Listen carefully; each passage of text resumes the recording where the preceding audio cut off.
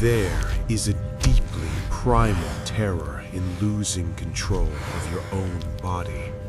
Imagine your mind is perfectly clear, perfectly lucid, but your muscles refuse to obey you. Your limbs move against your will, violently, relentlessly, until your bones fracture and your heart physically bursts in your chest. This is not a hypothetical nightmare.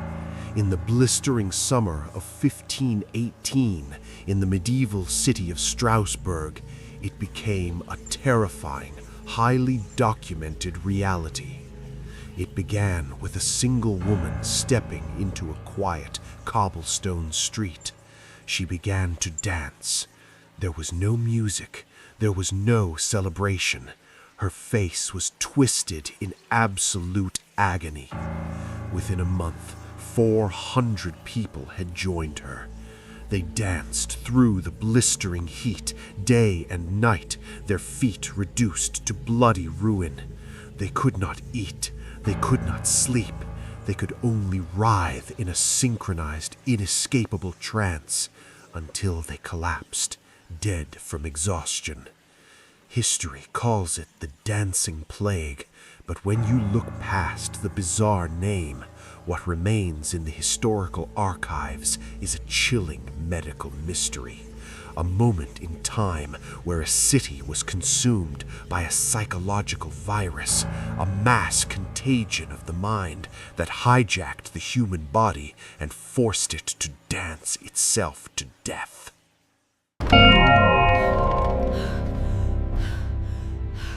To understand the madness of 1518, you must first understand the misery of Strasbourg. The Holy Roman Empire was suffocating under a brutal cocktail of famine, extreme poverty, and rampant disease. The rivers had dried up, crops had failed, and the air was thick with the stench of open sewage and despair. The population was pushed to the absolute breaking point of human endurance. It was in this suffocating, desperate environment, on a sweltering morning in mid-July, that a woman named Frau Trophäa walked out of her small timber-framed house. She stepped into the narrow, filthy street, raised her arms, and began to forcefully twist and contort her body. Her husband watched in horrific confusion. He begged her to stop. He grabbed her by the shoulders, trying to hold her still, but she fought him off with a violent, unnatural strength. Her eyes were rolled back. Her breathing was ragged. She was not dancing out of joy. She was trapped. Frau Trophäa danced until the skin peeled from her bare feet, leaving a trail of blood on the cobblestones. She danced for hours until she finally collapsed into a coma-like sleep from sheer exhaustion. The nightmare should have ended there. But hours later, her eyes snapped open. Her muscles twitched. She dragged her broken, bleeding body back into the street and began the frantic choreography all over again. For 6 agonizing days she danced, and as the crowds gathered to watch this terrifying supernatural spectacle, the real horror began. The contagion spread.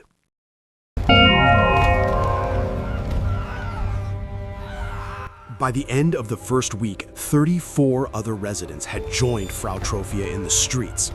The city's magistrates and clergy were baffled. This was not a localized riot or a religious ritual. The dancers were of all ages, men and women, rich and poor.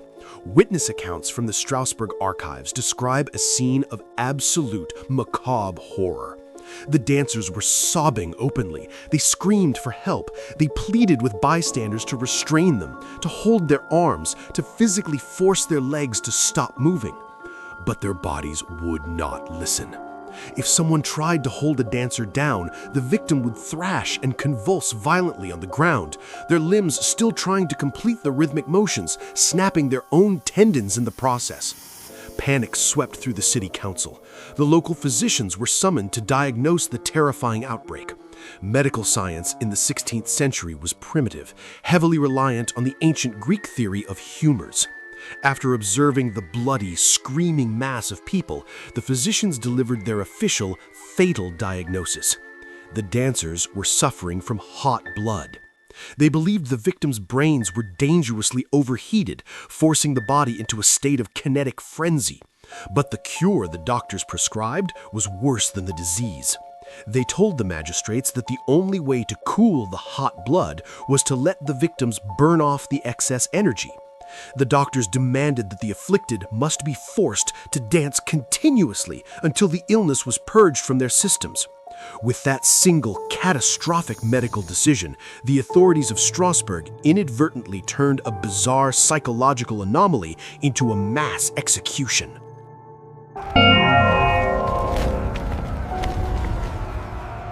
In a desperate attempt to cure the dancers, the city council implemented one of the most disastrous medical interventions in history. They believed the victims needed to dance until they burned out the disease. So they cleared the guild halls and the bustling grain market. They constructed massive, elevated wooden stages right in the center of the city. And then they hired professional musicians. Pipers, drummers, and horn players were paid by the city to stand on these stages and play loud, relentless, upbeat music day and night. The logic was grotesque. Force them to move faster, force them to sweat, force the hot blood out of their veins. But instead of curing the afflicted, the loud, hypnotic rhythm acted as a beacon for the psychologically vulnerable. The music did not stop the madness, it amplified it. Within weeks, the original 34 dancers swelled to a terrifying mass of 400 people. The wooden stages buckled under the weight of hundreds of convulsing bodies. And then the human body's absolute limits were violently breached. By late August, the dancers began to drop. The chronicler of Strasbourg documented the horror. Up to 15 people a day were collapsing on the stages, dying instantly of massive strokes, severe dehydration, and catastrophic heart attacks.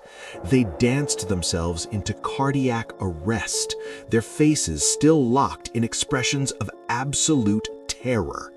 The city had built a slaughterhouse set to music.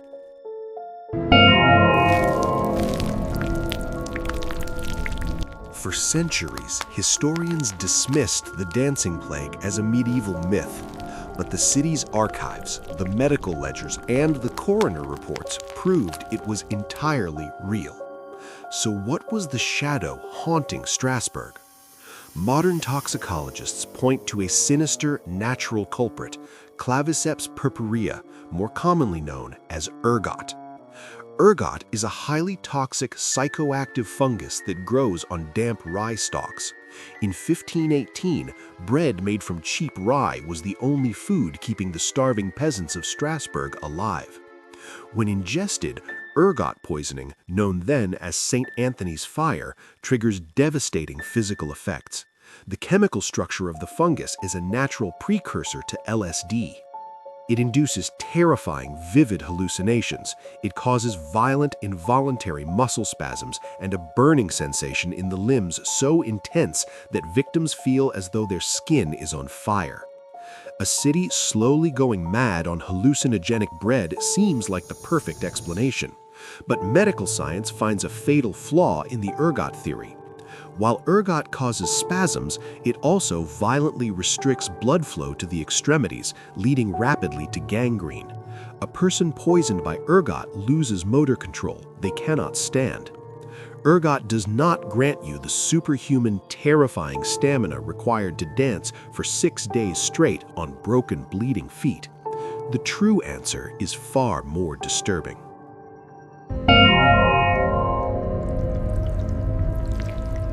If it wasn't a poison, what forced 400 people to dance to their deaths?